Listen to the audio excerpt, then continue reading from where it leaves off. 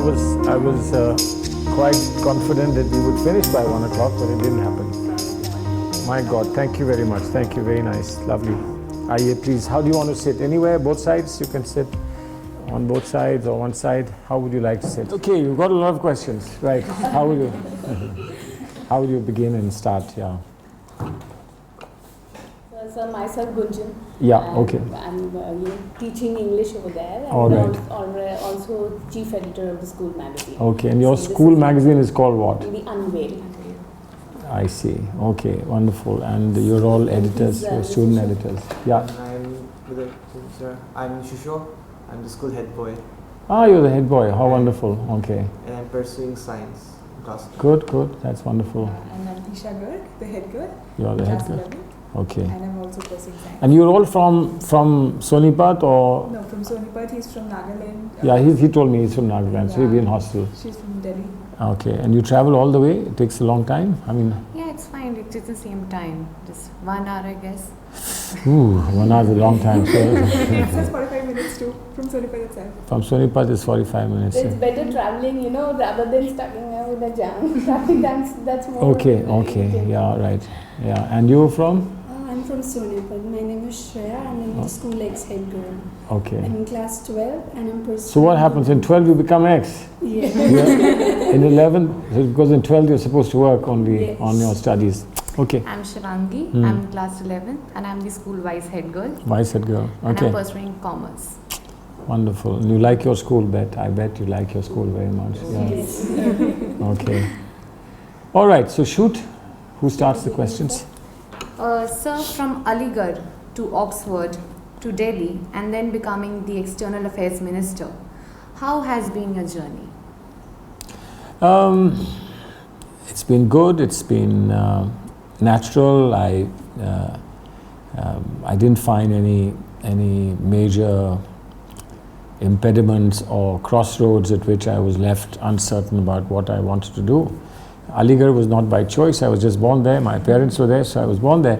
Of course, curiously, to be born in a university sort of puts a stamp on you of being associated with university, and I'm happy that I continued with that association later on in life at Oxford.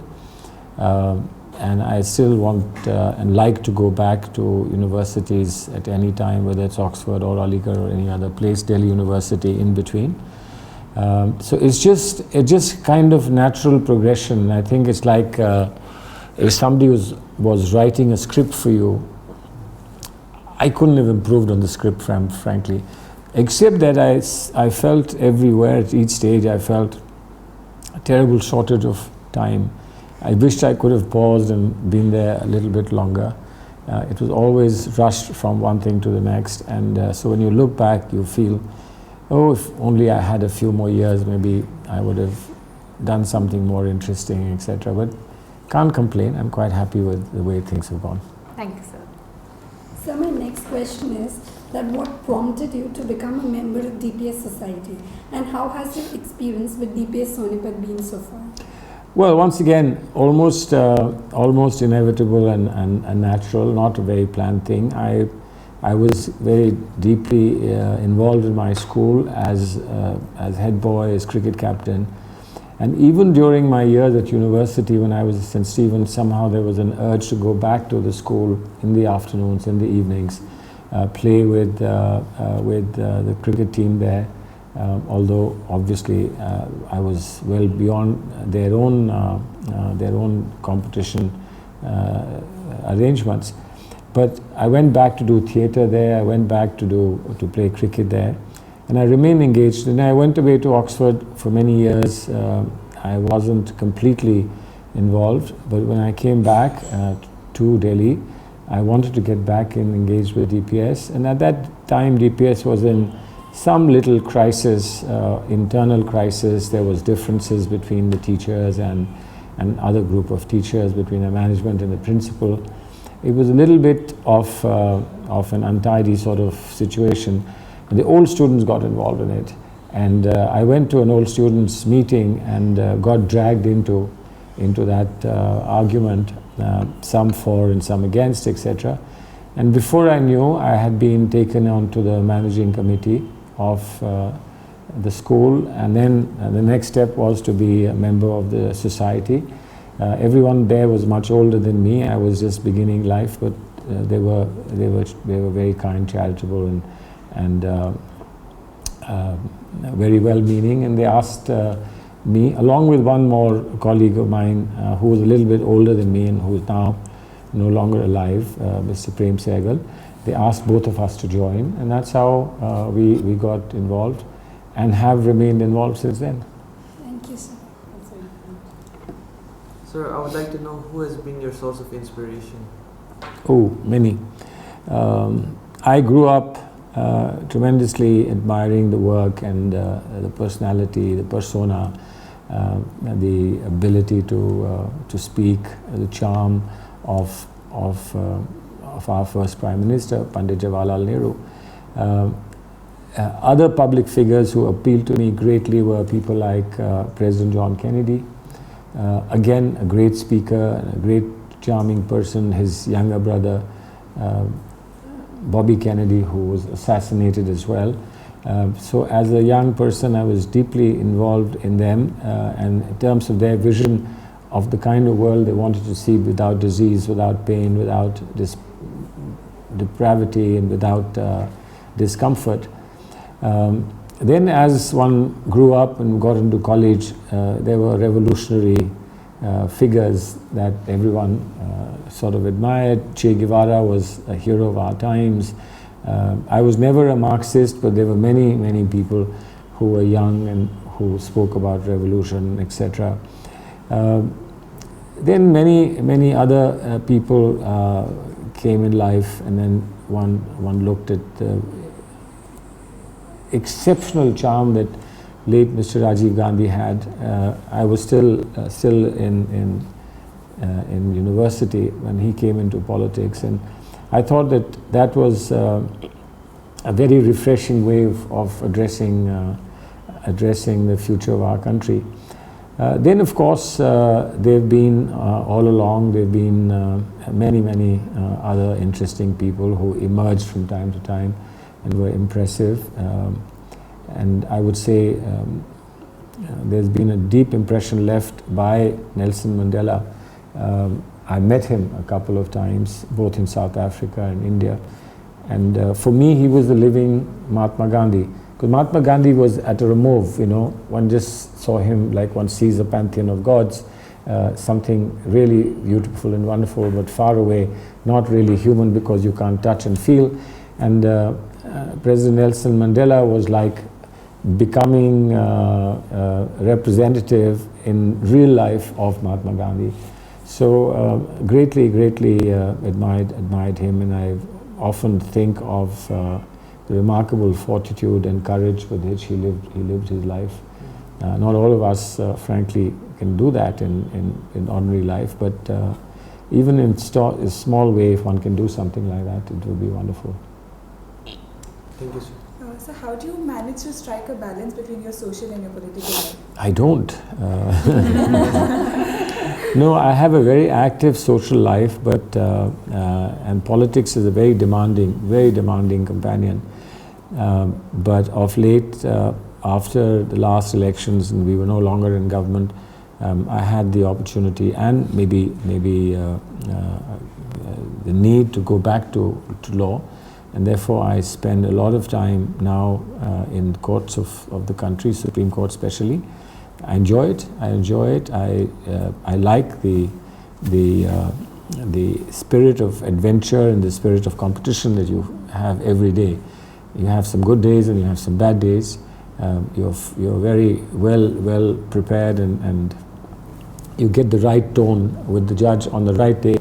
And sometimes you just can't say anything right, and it falls.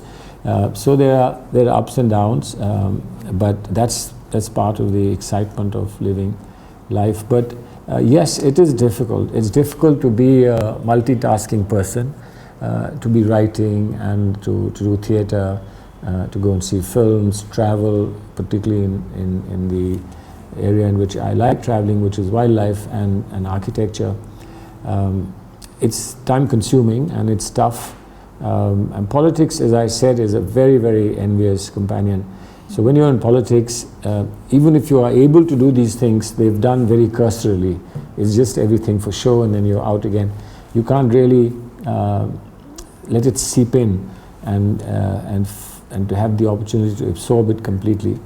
But a little push and shove and you can try and do everything that you can, but there's always something that suffers. I think what might be something that you lose out on is perhaps a little bit of quality of what you're doing in terms of not having the time to stand, let things wash around you.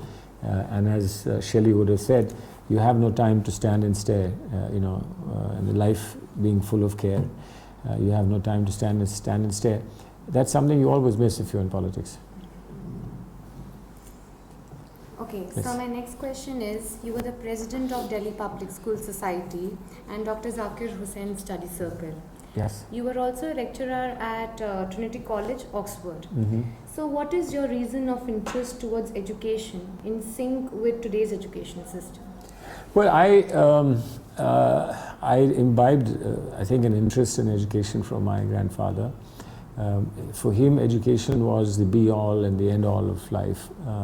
And he did contribute, I think, the bulk of his life to education. And even in high office, as vice president, as governor, vice president, or president, he always thought of himself first and foremost as a teacher. And even in his dealings with us at home, in private life, it was really like a philosophical teacher when he dealt with us. So I think that we had little choice but to look at education because of the immense attraction that education, the way he saw it, presented itself to us.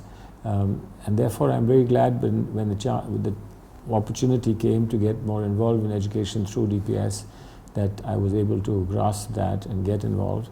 But whenever you are with one institution, although it's very enjoyable and it's very rewarding and you can do a lot, but it does restrict you, because there is always the sense that you're a DPS, somebody else is modern, somebody else is Columbus. You can coordinate, you can cooperate, but you become more of DPS rather than of the whole world. So that is a kind of it's an occupational hazard if you're associated with one organization. But I enjoyed it very much. I enjoy being with children.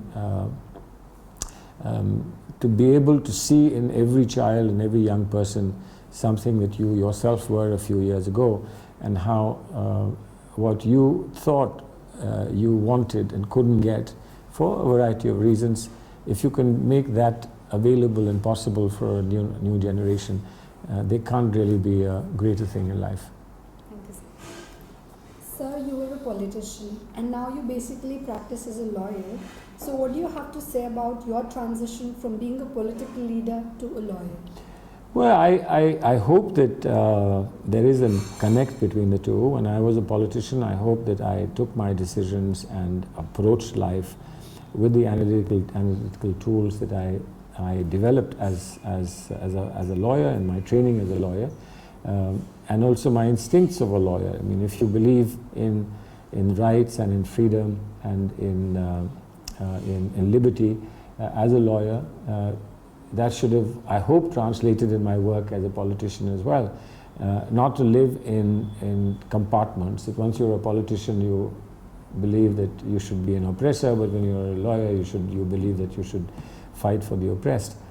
Similarly, when you go back to law, I hope that my work in law is of a better quality, because I understand the political, practical aspects of life, and that I'm able to build those into my legal approaches and my legal philosophy.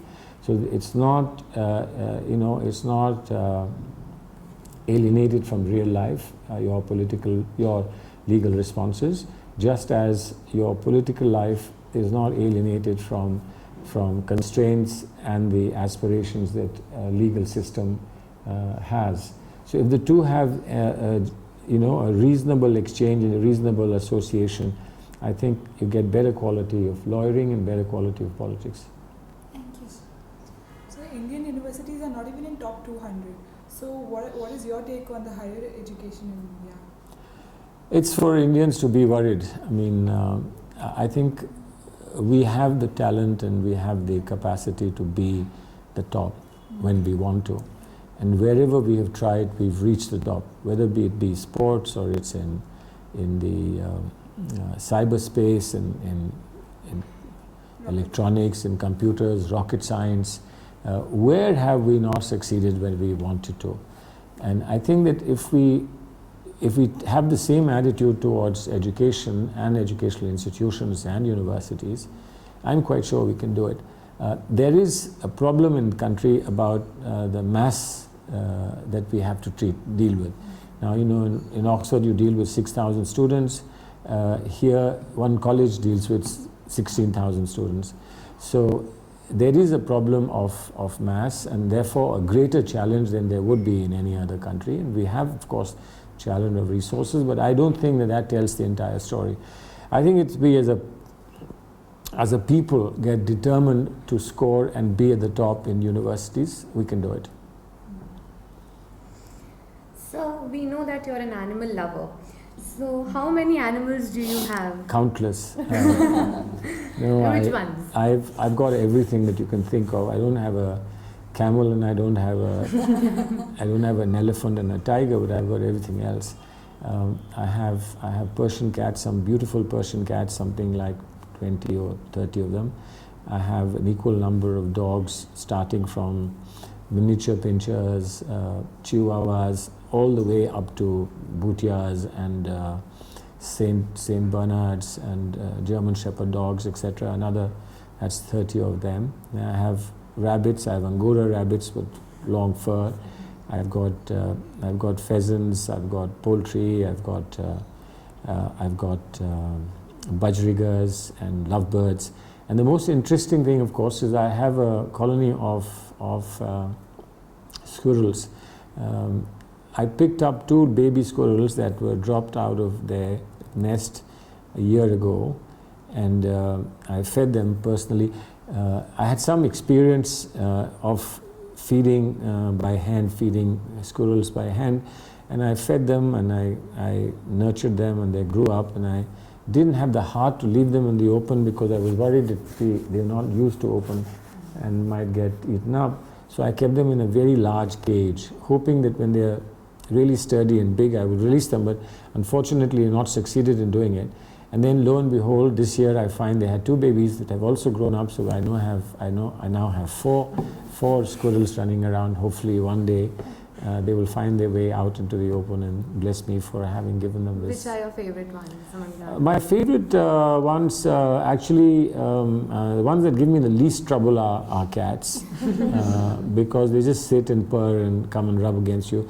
The dogs sort of litter around and throw things about and jump and so on. But so I think it depends on what kind of mood you're in. Sometimes you're in a calm sort of mood, you need a cat. Sometimes you're in a boisterous and jumpy mood, then the dogs are more useful. And what are their names? Names, they are numbers, not names, frankly. I mean, I change, my wife gives them names, and my staff then mutilates those names. So Bruno becomes Bhalu, and someone called Zara becomes Zara, and so they keep changing names. But I have some of them, particularly those that you bring from somewhere else, they are given names, but we just end up calling them, by some name, some word that reflects their behavior when they were young, and then that name sticks with them. Thank you, sir. Sir, we talk about digital India, mission to Mars, but even in the midst of these technological advancements, we still lack in the basic amenities, such as roads, which is not rocket science. How do you comment on this? Well, I see it's an easy thing to complain about those who are in government not being able to do it. And we felt the same way that we were in government. We tried very hard, but we got more complaints than we got acclaim for, and and approval for having done some work. There are some great roads in the country, but we need many more roads. There have been very great schemes by which we had decided that all-weather roads would link every village of more than 1,000 population, and many roads were built, but many were built and they then got damaged because the quality of the building was not so good. But I think for people, if the people honest and make an honest assessment, India, rural India as well, has changed over the last 20 years dramatically, but people's expectations have risen even higher, and I think you're right. Some basic things we just have to deliver. No, there are no excuses there. We have to deliver. There was a huge investment program in roads in our times. There was a huge program of giving people jobs in the Mahatma Gandhi National Rural Job Guarantee Scheme. There was a huge program for building of schools and other infrastructure and facilities in rural areas, in urban areas. There was the urban renewal mission named after Pandit Nehru. There was a huge amount of investment in that sense. But I think that we look back, we can see that there were many slippages, there are many delays, there are many difficulties that we face, and the level of efficiency in doing infrastructure development that it would be expected of a country like ours, I think is still missing. I just hope that we can learn to do this better as we go along. Part of the difficulty is that there is this romantic notion that if you leave this to local self-government, it will work. But while I remain committed, and we all are committed to local self-government, but we also know that there have stages and low-level corruption in local self-government, because of which much of the funds that go from the centre to the states and from the states to the districts get misutilized. But again, I think that part of the process of growing up for democracy, and I hope that we will improve as we go along. Thank you, sir. Sir, since you are a visionary, what is your vision of DPS World School? Well, I think, as your good teachers will tell you, there is an idea of a class without walls, a classroom without walls. Just as there are inspirational ideas like doctors without borders. The bombing that took place of a hospital in Kunduz in Afghanistan only 3 days ago, by mistake, I'm told, and certainly it's caused a lot of agony to people across the world, where people, doctors from all over the world came and did charitable work in a hospital. That hospital was bombed. And they are doctors without borders. Similarly, there are other organizations that think of not being confined to one space, one time, and one vision, but to be inclusive and allow everyone to participate in them. And I think education is fundamentally such a thing. You can't confine education within rooms, and you can't exclude anyone by building a wall. So education should be such that there is an ingress and outgress, that those who are in the room must and can easily step out and go and be in the real world, and the people in the real world can step into your classroom. There must not be walls, and there must not be, as they call, glass ceilings. We must have open school in the true sense of the word. That's my vision. Thank you. So my next question to you is, your maternal grandfather was the 3rd President of India. Your father was a Union Minister of External Affairs. So you have seen Indian politics very closely. What is your opinion about today's politics? Well, it's very loud, and unfortunately, it's very aggressive. It's very cantankerous. It's lacking in charm. It's lacking in the softness that you need in a family. But I hope it's a passing phase. There is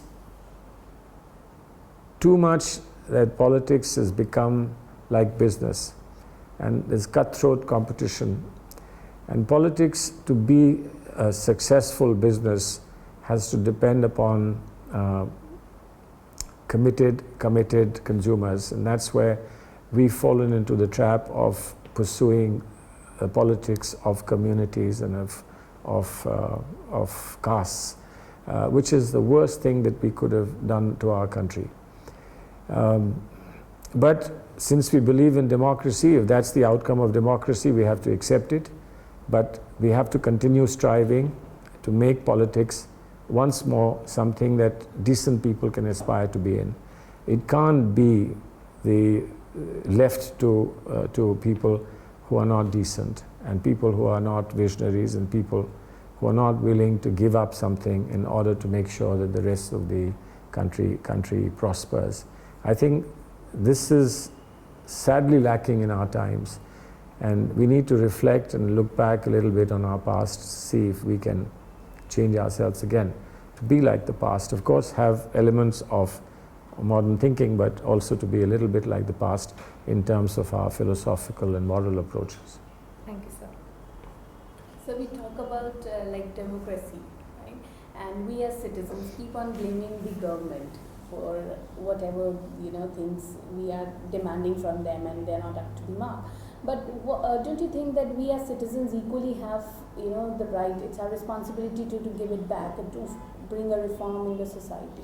So well, I'll only hold government and people in parliament responsible to the extent that they must understand that as leaders, they can't just follow what people want.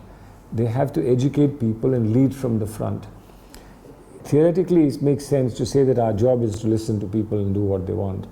But then what is the difference between the followers and the one that they are to follow, the leader and those who are led?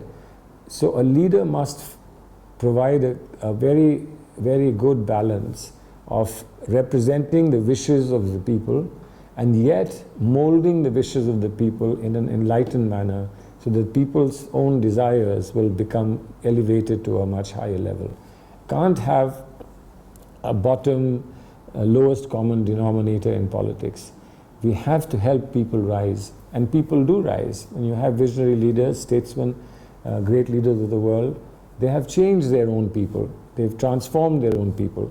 They've given them a new way to think. But if you subjugate yourself only to what your people think, then you may never really make it for them. And they will have to blame someone, because nobody likes blaming themselves. So they'll have to blame someone, so they'll blame you. So, but don't you think that the citizens themselves need to be, law-abiding? Yeah, of course they should. But you have to educate people. See, one expects that people who've gone to DPS Sonipat, when they come out into real life, that their performance and their conduct and their behavior will be much more enlightened and much more objective compared to those who haven't had the privilege to go to your schools. And I mean, you can get a good education at the hands and in the presence of an outstanding parent. You don't necessarily have to say, I didn't go to school, therefore I'm like this, because you may have a mother or a father who are just very good teachers themselves, and you learn at home. In fact, even teachers would say that they find it easier to teach someone who has a teacher at home, because then the combination of the mother and the teacher gives the best education that the children can get. But the duty to educate is paramount, and parents and leaders must continue to educate, sometimes even if that is at a heavy cost to themselves, but they must continue to educate. I think that's important. We've got to know there's another flip side of yours, right? Serving the society. Well, yes. That's part of my understanding of life. You get so much from life that you want to give back something as well. Of course, there are people who believe that the worst thing that you can do is to congratulate yourself for being charitable. And a lot of people will say that charity must be done quietly. You must serve, but serve without being noticed. Now, there are two ways of looking at it. If you are noticed, somebody else might want to emulate you. So if you do something good and don't show it, who will know that that's the path that they ought to take? But if you do something good and show it, perhaps another person will emulate you and follow your path. So there are two ways of looking at it. Whatever gives you comfort and satisfaction is fine. But as long as you do something good for those who can do with your help and your assistance, and you do it not because you think you're doing them a favor, but because you feel that it's your obligation, that but for good fortune you might have been there yourself. And if you do it with that spirit, then I think that you're a true human being. Sir, on a lighter note, I would like to ask you, what is your opinion about our Vice Chairperson, Mrs. Arman? Mrs. Ranjuman. Mrs. Mann, yeah. She's great fun. I think you're really lucky to have someone like that, because I think she's like a good companion. I mean, you just put her in your school uniform and people will think she's a student of your school. So I think it's good to have somebody who's perennially and permanently young and feels like you, yet has the wisdom and the backing and the training of all those years that you still have to go through. So you're really lucky. Thank you, sir. Okay. My pleasure. Thank you very much.